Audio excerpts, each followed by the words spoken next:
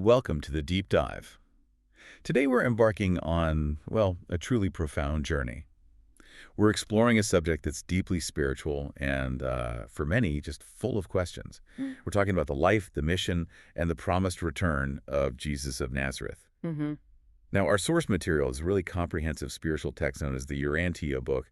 It actually refers to him in his higher cosmic identity. That's Michael, the Creator's son. Right.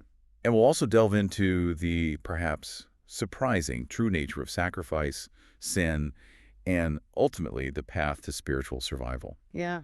Our mission with this deep dive really is to cut through some popular misconceptions. I mean, some of these are centuries old. Oh, absolutely. And give you, our listener, a clear, coherent, and unified understanding of these spiritual truths. Think of this as your shortcut, maybe, to being incredibly well-informed. Yeah, a condensed look. Packed with surprising facts and insights that might just reshape your perspective. And what's truly fascinating here, I think, is how the teachings from the Urantia book offer a much more nuanced understanding of these really age-old questions. They often challenge conventional wisdom quite directly. Definitely. So our goal is to, unravel those mysteries, clarify the common misunderstandings, and provide the context, the implications that make these profound spiritual truths really resonate for your own understanding. Okay. Some of the terminology might be new, we get that, but we'll explain everything as we go. We want you to grasp the richness of these insights. Okay, let's unpack this then. Let's start with Jesus' promised return. The Urantia book makes a very clear point. Jesus has promised to return to the world of his terminal bestowal, the world of the cross. That's earth. Exactly. Now, for many of us, I suspect when we hear about Jesus' return, what's the first image that pops into mind? The rapture, usually. Right, the rapture. The common imagery. Cars suddenly driverless, clothes left in piles, this mass exodus where believers are just taken up instantly to heaven. Yeah, that dramatic vanishing act. It's a powerful picture, very dramatic. And this is exactly where these teachings offer a strikingly different perspective. Indeed. That popular notion of a mass exodus, believers taken up to heaven, according to our sources, it's inaccurate. It's just wrong. Well, it's simply not going to happen in the way it's commonly depicted, yeah. This idea, it largely stemmed from speculation from, around 2,000 years ago, and some confusion that derived from the revelation of John.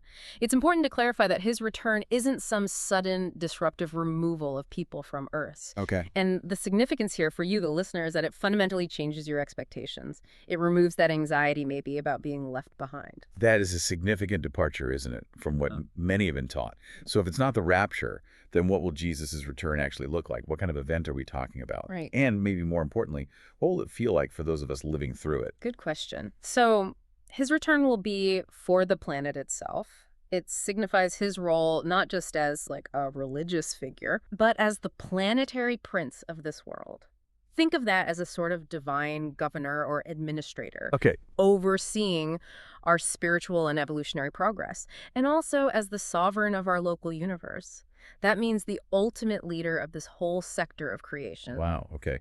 Planetary prince and sovereign. Exactly. And this event, it will be universally recognized. The source says, every eye shall see and every ear shall hear. Universally recognized. But crucially, his return will not involve a sudden removal of individuals from Earth or a disruption of normal mortal existence. So life just continues. Life on Earth will continue, yes.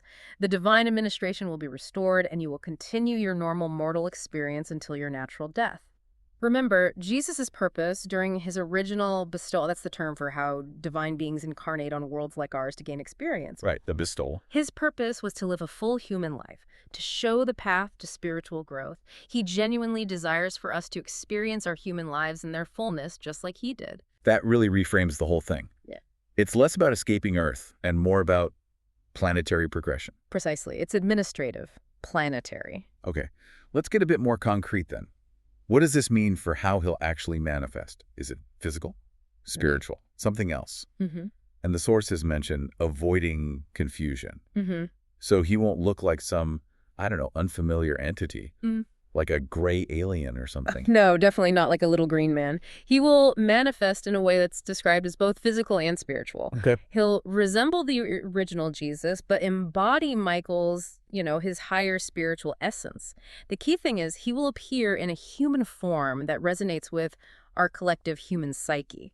That ensures immediate recognition. So I would see him as my concept of Jesus. That's the idea. You would perceive him in a way that feels familiar, recognizable as Jesus, not alien. It's meant to be a universally understood, comforting image. Okay. And how does that happen globally?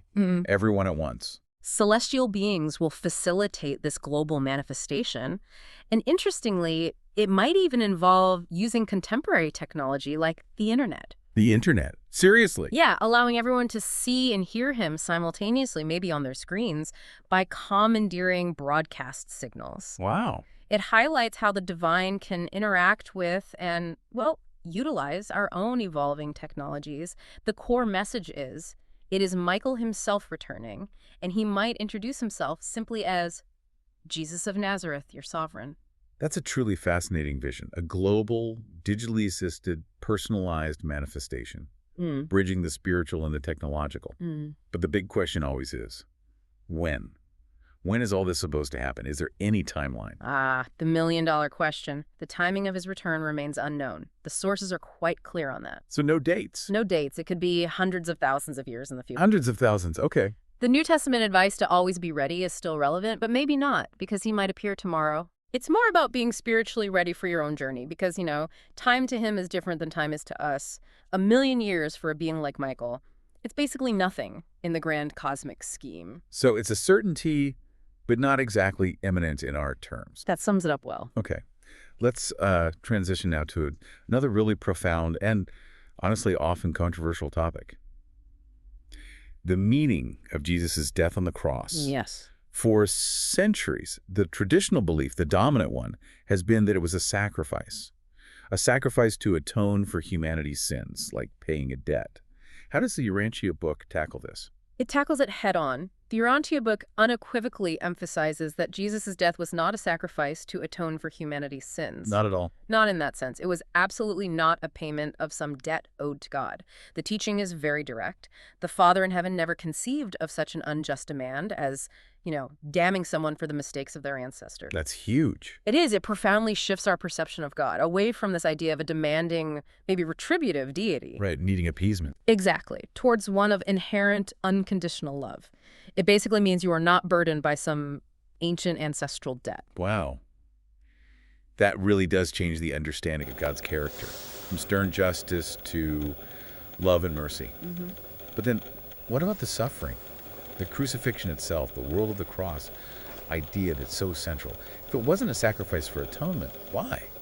Why was it so cruel? That's a crucial point. The tragic and unusually cruel crucifixion, the sources say, was not a necessary component of his mission. Unnecessary. Not divinely required in that way. It states that most creator sons, these divine beings creating and managing universes like ours on other worlds, they actually experience a more peaceful transition during their bestowals. They get a more considerate reception. So Earth was unusually harsh. Exactly. Earth became known as the world of the cross precisely because of this inhuman treatment that Jesus received. His life and death, culminating in that awful event, ultimately served to portray the love and mercy of a heavenly Father. It fundamentally altered our understanding away from the stern justice that Moses taught, rather than reflecting it. His suffering wasn't about pleasing an angry God. Okay. It was about fully sharing the human experience, even its absolute darkest aspects. Showing solidarity, perhaps. So if it wasn't a sacrifice for sin, what was the real significance then of his death and, importantly, his reappearance afterwards? What was the purpose for us, for the universe? The purpose was profound. His death was the culmination of his bestowal experience. It demonstrated the path of survival and spiritual growth for all mortals. How so? Well, there's a universal pattern described for creator sons or magisterial sons. Those are another type of son who also do these bestowal missions. The pattern is, upon physical death, they reappear on the third day in a Urantia form. A Urantia form, what's that? It's described as a sort of transitional body, semi-material, semi-spiritual. It's the kind of form souls have in the stages just after death. Okay, a bridge state. Exactly. And this reappearance, visible to the people on the bestowal planet, it confirms that death is not an end. It's a transition to a new form of existence. It reassures mortal populations like us that we too will reappear in a new form on what are called the mansion worlds after our death. The mansion worlds. Yes. Those are the first astral life stages. Yes, the first 7 waiting worlds in our local system, where souls awaken after mortal death to begin their upward journey, their ascension. Okay. So understanding this, it fosters this deep faith in spiritual survival in the whole ascension plan. It shifts the focus, you see, away from sin eradication. Right. Towards conscious spiritual growth. Jesus lived a full mortal life, and death is described simply as the last act in the mortal drama. A necessary part of the bestowal experience he willingly embraced to set that example for all of us. That's a powerful message. Continuity, hope. Connecting his experience directly to our own potential journey. That's exactly. Okay, let's tackle sin itself then. According to these teachings, what is sin? Because for many people, it's this huge source of guilt and fear. What's the definition here? Is it different from original sin? It's very different from the concept of original sin. Yeah. Sin, according to the Urantia book, is explicitly not an inherited condition. Uninherited, okay. It's defined very precisely as a conscious, deliberate act of rebellion against God's will and the laws of the Creator's Son. Conscious and deliberate. Yes. That means it requires intelligence and a conscious choice. So unconscious actions, mistakes, errors in judgment, even inherited tendencies, while they might lead to what's called evildoing or have bad consequences, they don't actually constitute sin in this specific definition. The implication is huge. You're not born sinful because of Adam and Eve or anything like that. Well, that lifts a weight. It does. Your moral responsibility rests on your own conscious choices. It puts the emphasis on personal, informed decision-making, not on some inescapable inherited guilt. Okay, so with that definition emphasizing personal responsibility, conscious choice, what are the actual requirements for spiritual survival then? Is it automatic, or is there more to it? It's not automatic, no. But it absolutely depends on a conscious decision, even if it's just a faint one, to embrace God and the ascension path. A conscious decision. Yes. Now, those who consciously, persistently, deliberately reject God or choose not to survive, the source says they may face extinction. Extinction, like cessation of being. Essentially, yes. If there's nothing spiritually salvageable about them, their consciousness would just cease to exist. Yeah. But, and this is really important, Okay. the Urantia book introduces this wonderfully compassionate concept called sleeping survivors. Sleeping survivors. Yes. These are many, many individuals who, maybe because of their environment, their culture, tough circumstances, they just didn't develop sufficient spiritual awareness during their mortal lives to make a clear, conscious decision for the ascension path. So they weren't actively rejecting it, just didn't get there. Exactly. And these souls are not lost forever. They are preserved, essentially asleep, and are awakened later on the mansion worlds for remedial education. Remedial education. Like spiritual catch-up. Kind of, yeah. They might sleep 1,000 years or 10,000 years, but the text says upon awakening there is no remembrance of time for them. Subjectively, no time has passed. Wow. So they don't miss out. They don't miss anything in their own experience. There's this process called planetary adjudication, overseen by the sons of God, where these sleeping survivors are awakened at the end of an age. And sometimes even advanced souls might help teach them. That's amazing. So what's the bare minimum requirement then for survival? Ultimately, the core requirement is simply belief in your own survival, a sort of inherent spiritual desire or yearning to continue. Just belief in survival itself. Yeah. It's not about needing to, fall to your knees and say, yes, I accept Jesus as my savior in some specific formulaic way during your life. If you have that basic desire to survive, you'll at least wake up on the mansion worlds. Maybe in a remedial class, sure, but with every opportunity to learn and progress. That is a much more inclusive and, frankly, compassionate view than many traditional doctrines offer. It really opens the door. It absolutely highlights divine mercy. So what about those who don't explicitly believe in God, like, say, atheists or agnostics? How does this framework view their situation? Yeah, that's a sensitive question for many. Their fate is described as complex. It depends on their choices and circumstances, and ultimately rests with the compassionate judgment by the Ancients of Days. The Ancients of Days, who are they again? They're the rulers of the superuniverses, vast cosmic administrations. They are described as incredibly wise and compassionate beings who consider every possible factor, every nuance of a person's life, their intentions, their environment. So it's not just a simple yes-no based on belief. Definitely not. And it's worth distinguishing, perhaps, between atheists who might actively discount God's existence and agnostics who are more uncertain or still seeking. The sources even acknowledge things like deathbed confessions or last-minute shifts in perspective. It underscores that Jesus' primary focus, Michael's focus, was the salvation of souls. Salvation in a very broad sense. A very broad, inclusive sense. Seeking to salvage every possible spark of spiritual potential. It really reinforces how vast and deeply merciful the divine plan seems to be, looking beyond labels to the heart's true direction. Okay. Now, moving to another really fascinating aspect. You mentioned the usual path is death, then mansion worlds. Yeah. But there's an exception for some individuals. Yes, there is. A fascinating exception to the normal rule of physical death and transition. Tell us about that. It sounds unique. It is. Those who achieve fusion with their thought adjuster during their mortal life bypass physical death and transition directly into Urantia existence. Fusion with their thought adjuster. What does that mean exactly? Okay, so the thought adjuster is described as an indwelling fragment of God's Spirit, a literal piece of the Father, a divine spark residing within each normal-minded individual. A spark of God within us. Exactly, guiding us, urging us toward spiritual perfection. Fusion is when the human soul and this divine adjuster become essentially one inseparable entity while still in the mortal life. And that lets them skip death. It allows them to bypass physical death, yes, transitioning directly to the Urantia level. But this is described as rare and requires extraordinary spiritual readiness. Why so rare? Well, for most of humanity, fusion is a gradual goal achieved through spiritual growth on the mansion world after mortal death, achieving it during life. Well, remember the saying, one must be childlike to enter the kingdom of heaven. It suggests that this early fusion requires an immense capacity to let go. Let go of ego, of preconceived notions, a complete surrender to the divine will. And that's incredibly hard for most of us mortals, wrapped up in worldly life. So it's a path of accelerated spiritual evolution. Precisely.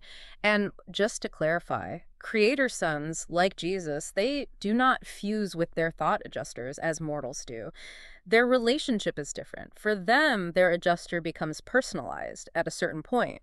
For Jesus, it was at his baptism. It signifies a different kind of divine partnership. That's a profound concept, fusion, this direct, conscious merging with the divine spark inside. It truly is. Okay, connecting this to the bigger picture then. How did Jesus' mission, as Michael, affect the spiritual guidance available, not just for Earth, but for other planets across the universe? Right. Was there like a universal ripple effect from his bestowal here? Oh, absolutely. A significant universal upgrade, you could say. An upgrade. Yeah. So before Jesus' bestowal here on Urantia, that's the book's name for Earth. Bang, Urantia. Before him, planets typically received what's called a joint spirit of truth. This came from both the creator son of the universe and an avonal son, another order of divine sons who often perform earlier missions. Okay, a joint spirit. But after Jesus, as Michael, completed his bestowal here and established his full sovereignty over our local universe, the spirit of truth poured out on Earth and other planets became the spirit of sovereign Michael, his personal spirit. So it changed. It was an upgrade. A higher, more direct, more potent level of spiritual truth and guidance coming directly from our own creator son, Michael. And this affected other planets too. Yes. It's emphasized that all planets must undergo a bestowal mission by an avonal or creator son before they received the spirit of truth in the first place. But when Michael completed his final bestowal here, it not only brought that upgraded spirit to our world, it also upgraded the spirit of truth on all planets in our universe that had previously received it. So everyone got the upgrade. Exactly. Think of it like a universal software update across the local universe, like going from version 1.0 to 2.0, ensuring a unified, higher spiritual influence for everyone. Wow. It means the guidance, the spiritual connection available to you right now, today, is richer and more direct because of what Michael accomplished here on Urantia. This deep dive has really unveiled some, well, profound revelations. Just to recap some core insights. Jesus' return is administrative, it's planetary, it's universally visible. It's not a sudden, secret rapture where people vanish. Correct. His death was about demonstrating mortal survival, showing spiritual growth, an act of love. It wasn't a sacrifice for sin, not a debt payment to God. Crucial distinction. And sin itself. It requires conscious, deliberate rebellion. It's not some burden we inherit. Right, a personal choice. And spiritual survival. It's a conscious choice for progression, an inclusive path, open even to those to sleeping survivors. Not automatic, but not based on rigid traditional doctrines either. Well summarized. It feels like a call to live fully, choose wisely, and really understand the boundless love and mercy of the Father that Jesus revealed. And that really raises an important question for you, our listener. How do these profound spiritual truths, which, let's face it, often challenge long-held traditional ideas, how do they reshape your understanding of your own life's purpose and the journey beyond this mortal life? Yeah, we really hope you'll reflect on these teachings, continue your own exploration of these spiritual truths, embrace life fully, make conscious choices, and keep your hearts open to that incredible love and mercy of the Father. And maybe, as a final provocative thought to leave you with, consider how this universal pattern of bestowal, the compassionate role of sleeping survivors, and the incredibly broad judgment of the Ancients of Days, how does all that challenge our assumptions? Our assumptions about who gets saved, and maybe how truly vast, how inclusive, how loving the divine plan might actually be for all souls everywhere across creation. Something to definitely mull over. Thank you so much for joining us on this deep dive. Until next time, keep exploring the incredible truths of the universe.